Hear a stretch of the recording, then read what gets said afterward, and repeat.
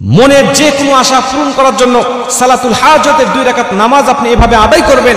নবীজি বলেছেন তোমার মনের নেক জায়েজ আশাগুলো আল্লাহ পাক পূরণ করে দিবেন। জোরে বলুন সুবহানাল্লাহ। সাহাবা একরামরা যখন কোনো কিছু চাওয়ার প্রয়োজন হতো, পাওয়ার প্রয়োজন হতো, তখন তারা ঠিক এভাবে নামাজটা আদায় করতেন। নামাজটা আদায় করে আল্লাহ পাকের কাছে চাইতে দেরি হতো, আল্লাহ পাক দিতে দেরি করতো না। হাজত শব্দের অর্থ হলো প্রয়োজন, আর প্রয়োজনটা যখন আপনার প্রয়োজন হবে, যখনই কোনো কিছুর প্রয়োজন হবে, তখন কোনো মানুষের কাছে ধর্ণা দিবেন না। সাহাবীদের তরিকায় আপনি আল্লাহ পাকের কাছে সেজদা দিবেন 2টা, আল্লাহ পাকের কাছে সেজদা দিয়ে 2 রাকাত নামাজ আদায় করে আল্লাহ পাকের কাছে আপনি চাইবেন। কিভাবে চাইতেন সাহাবীরা শুনুন। রাসূল সাল্লাল্লাহু আলাইহি ওয়াসাল্লাম বলছেন, তিরমিজি শরীফের মধ্যে বর্ণনাটা আসছে, হাদিসগুলো বর্ণনা হয়েছে। রাসূল সাল্লাল্লাহু আলাইহি ওয়াসাল্লাম বলছেন, সাহাবীদেরকে শিক্ষা দিয়েছেন, তোমাদের যখন কোনো কিছু চাওয়ার প্রয়োজন হবে, পাওয়ার প্রয়োজন হবে, মানুষের কাছে ধর্ণা দিবে না, আল্লাহ পাকের কাছে ধর্ণা দিবে, আল্লাহর কাছে চাইবে, আল্লাহ পাক তোমার নেক জায়েজ আশাগুলো পূর্ণ করে দিবে। মুসলমান ভাইরা আমার, সাহাবা একরামরা বলেন নবীজির কথা অনুযায়ী আমরা তাই করতাম। রাসূল সাল্লাল্লাহু আলাইহি ওয়াসাল্লামের কথা অনুযায়ী যখন সালাতুল হাজতের নামাজ পড়ে সেজদায় গিয়ে আল্লাহ পাকের কাছে চাইতাম, আমার আল্লাহ পাক কখনোই আমাদের আশাগুলোকে অপূর্ণ রাখতো না, আল্লাহ পাক আমাদের আশাগুলোকে পূর্ণ করে দিত। এরে মুসলমান বন্ধু আমার, মোল্লা আলী কারি রাহমাতুল্লাহ আলাইহি বলেন, এই যে প্রয়োজনের মুহূর্তে যে সালাতটা নবীজি পড়তেন, যে নামাজটা আদায় করতেন, এই নামাজটাকেই সালাতুল হাজত বলা হয়।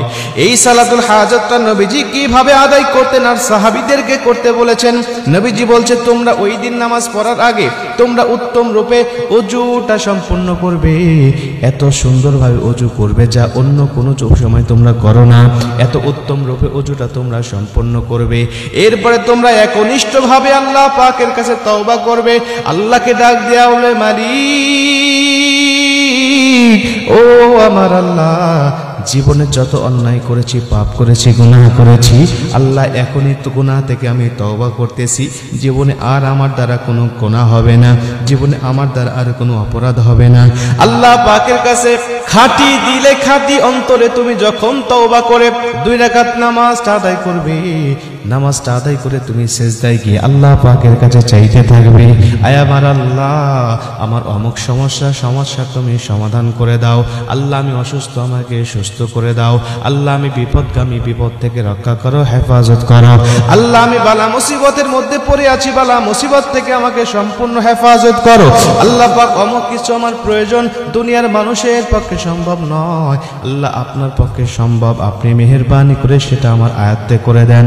এভাবে আপনার মনে যত জায়েজ আশা আছে, যত চাওয়ার পাওয়ার প্রয়োজন রয়েছে, আল্লাহ পাকের কাছে চাইবেন। নবীজি বলছে, আমার আল্লাহ অবশ্যই তোমার মনের আশাগুলো পূর্ণ করে দেবে। যেরকম সুবহানাল্লাহ, অবশ্যই আল্লাহ পাক তোমার মনের জায়েজ আশাগুলো পূর্ণ করে দিবে। আমরা যখন কোনো কিছু চাইবো বা চাওয়ার প্রয়োজন হবে, মানুষের কাছে ধর্ণা না দিয়ে আল্লাহ পাকের কাছে যদি এইভাবে সালাতের মাধ্যমে যদি চাইতে পারি, আল্লাহ অবশ্যই দিবেন। আল্লাহ পাক বলছেন, ইয়া আইয়ুহাল্লাযীনা আমানুস্তাঈনু বিস-সাবরি ওয়াস-সালাহ, তোমাদের যখন কোনো কিছু চাওয়ার প্রয়োজন হবে, পাওয়ার প্রয়োজন হবে, নামাজের মাধ্যমে আর ধৈর্যের মাধ্যমে আমার কাছে চাও। নামাজের মাধ্যমে আর ধৈর্যের মাধ্যমে আমার কাছে চাইলে আমি আল্লাহ পাক তখন বান্দাকে সেটা দিয়ে দিই। আমি আল্লাহ পাক কার্পণ্যতা করি না। তার মানে কোনো কিছু আল্লাহর কাছে পাওয়ার প্রয়োজনের মাধ্যম হলো সালাত, নামাজ। নামাজের মাধ্যমে আপনি চাইবেন, ধৈর্যের মাধ্যমে আপনি চাইবেন, অধৈর্য হওয়া যাবে না। অনেকে অসুস্থ হওয়ার পরে ধৈর্য হারিয়ে ফেলে, তারা বিভিন্নভাবে গালিগালাজ করতে থাকে, আল্লাহ শুধু আমাকেই দেখে আর কাউকে দেখে না, আল্লাহ শুধু আমাকে অসুস্থ দেয় আর কাউকে দেয় না। এভাবে ধৈর্য হারালে আপনি আল্লাহ পাকের কাছ থেকে কোনো কিছু পাবেন না। কিন্তু ধৈর্য যদি রাখতে পারেন, তাওয়াক্কুল যদি রাখতে পারেন, আল্লাহ অসুস্থতা দিয়েছে, অসুস্থতাও একটা নিয়ামত এবং সুস্থতাও আর একটা নিয়ামত। আল্লাহর কাছে চাইবেন, আল্লাহ অসুস্থ নামক নিয়ামত থেকে তুমি আমাকে সুস্থ নামক নিয়ামত তুমি আমাকে দান করো। আল্লাহ সন্তুষ্ট হবে, আল্লাহ পাক আপনার সমস্যাগুলোকে দূর করে দেবে।